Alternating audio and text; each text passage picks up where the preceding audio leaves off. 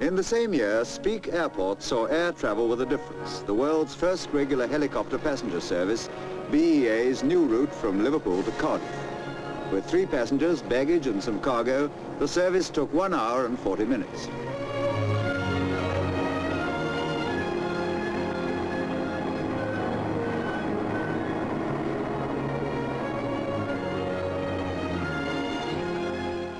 For the first time in 12 years, Mersey firms revive an annual event and see that nearly 1,000 handicapped children have a day out on the beach at Southport. This is a day when a child may laugh and forget for a time that he or she is different from other children.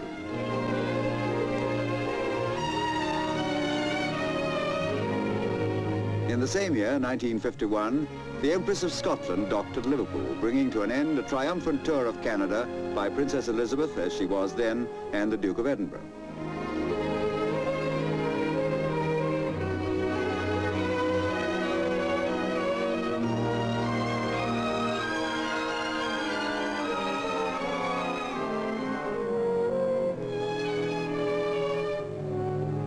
From the town hall, the royal couple goes straight to the Cathedral, where the princess is presented with a bouquet of the red roses of Lancaster.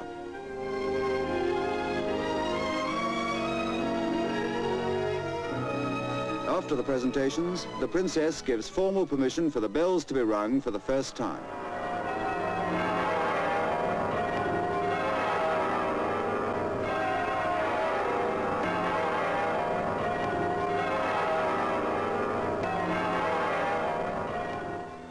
Another achievement of which the people of Liverpool can be proud is the Otterspool Promenade on the River Mersey, finally opened to the public in 1950.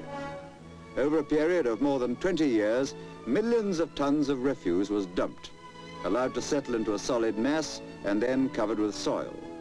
Today it gives pleasure to those who had hitherto been unable to enjoy a frontage on their own river.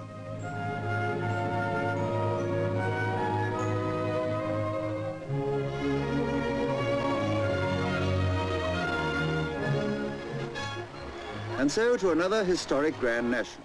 For as we said before, although each race has had an intriguing story of its own to tell, some years have stood out in our memories for some reason, happy or tragic. The most recent example was in 1956, when the Queen Mother's horse, Disembarking, collapsed within a few yards of the post, and with the race apparently well won.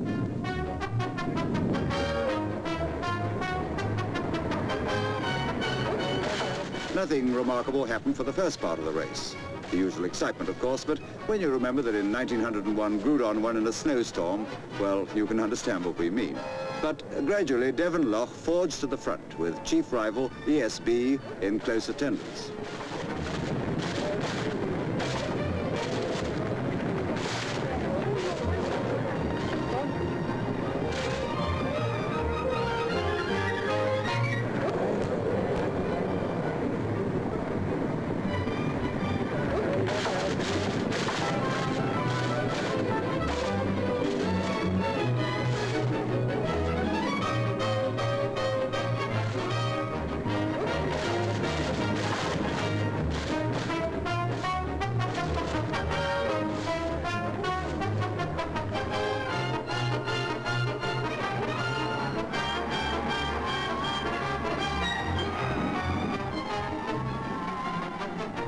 At the last jump, it was ESB and Disembarking, but the Queen Mother's horse cleared it in better style and increased his lead as they entered the straight.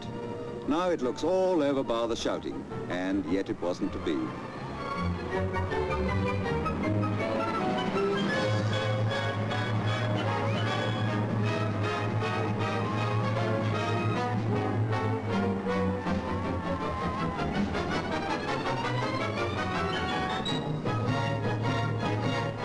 The winner, of course, was ESB.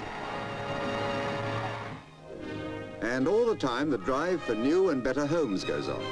New estates and blocks of flats are raised to bear practical witness to the city's continued policy of clearing old and insanitary property. At Speke, for example, the township is virtually completed as one by one the school and other amenities take their place in the pattern of the finished housing estate.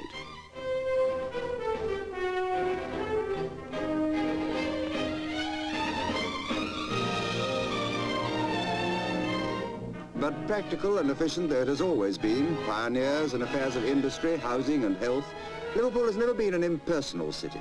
The welfare of its people has always been a prime consideration, and much has been done for the old folk.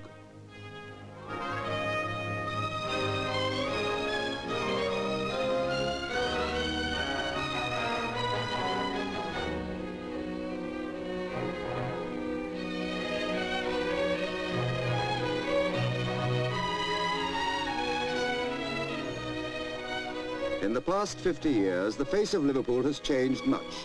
What can men like these recall? Lord Street, for example, at the turn of the century.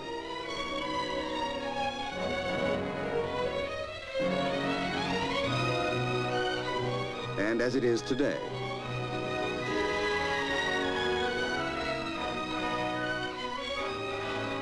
Who else can remember the junction of Rice Lane and Queen's Drive?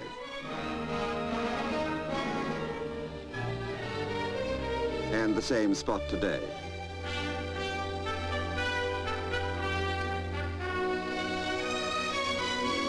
The original Philharmonic Hall, home of the Liverpool Philharmonic Society, the third oldest society of its kind in the world. And as it is today, home of the Royal Liverpool Philharmonic Society. Then there was the Pier Head in the early years of the century. And the new Pier Head.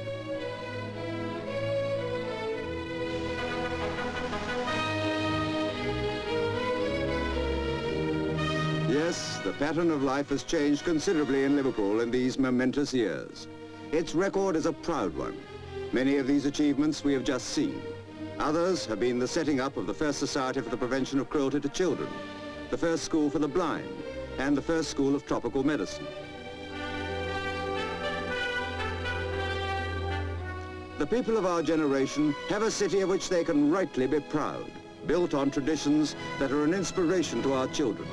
May the city rise with them to even greater heights.